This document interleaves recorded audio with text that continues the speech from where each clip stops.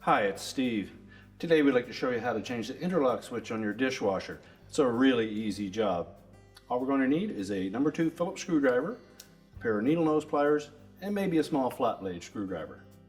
Let me show you how we do it. Now before we begin this repair, the first thing we'll need to do is to disconnect power to the dishwasher. So locate the electrical panel, turn off the appropriate breaker, or remove the appropriate fuse. Then next we're going to open the door up, and we'll need to remove the inner door panel from the outer door panel. It's held in place with 8 Phillips head screws.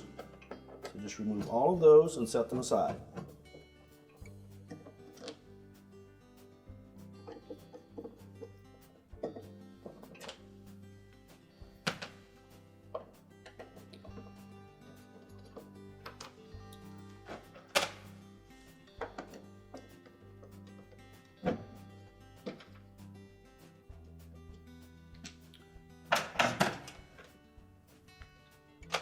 Once we've removed all the screws, I'm just going to carefully lift that inner door panel away from the outer door panel and tilt it up.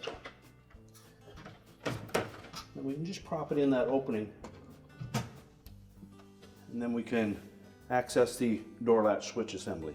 Now when accessing the door latch switch assembly on this style of dishwasher that has this cover on it, you'll often find that has dried out and these tabs may be broken, or they may break when you go to remove the cover. So use as much caution as possible. And we'll just take a flat blade screwdriver. We're going to go in underneath the edge of one of those little tabs and just pry it outwards while lifting up on the cover. Do the same on the opposite side.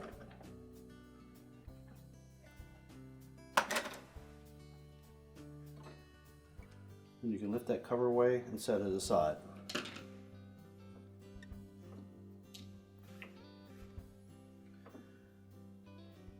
Now if you still have the plunger and spring in that door latch assembly, you can simply keep the spring from popping out. We'll lift up on the top end of that plunger and lift the 2 pieces out and set those aside. Now to replace the defective switch, I'm just going to lift that out of that housing.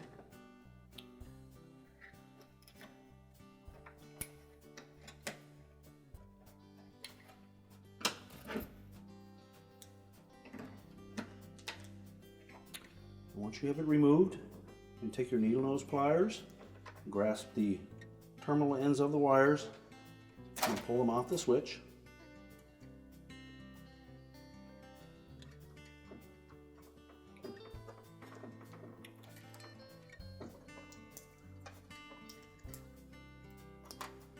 And then we can discard the old switch.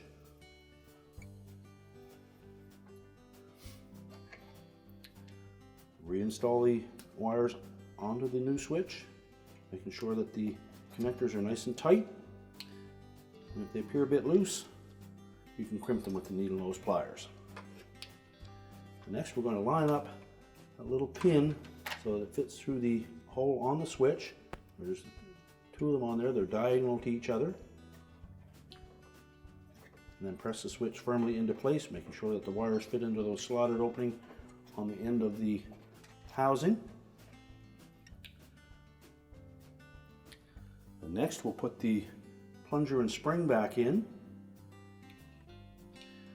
And when installing the plunger and spring, we want to make sure that that spring sits down into this opening and that the tapered portion of that plunger fits in between the actuators on the switches.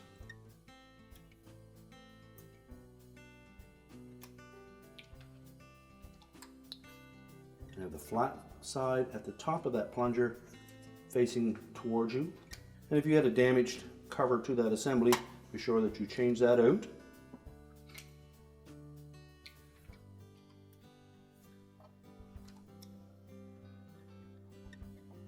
Just line up the locking tabs, snap it back into place, and now we can put the inner door panel on. Now when reinstalling the inner door panel to the outer door panel, if your model has this style of vent outlet, we want to make sure that first of all the styrofoam piece is still intact, and make sure that it's positioned properly on top of that outlet grill, and that the top edge of it is parallel with the top of the control panel. And we're going to carefully lay that inner door panel into position. It should lay flat without any effort to press the two pieces together, and then we can install the screws.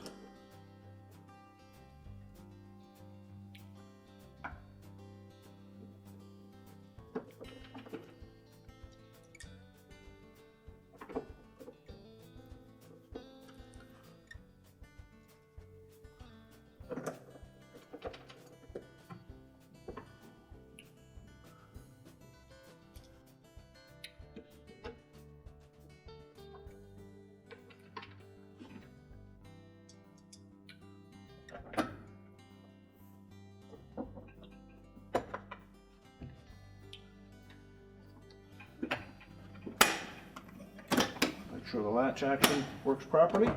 We're now ready to reconnect the power, and our repair is complete.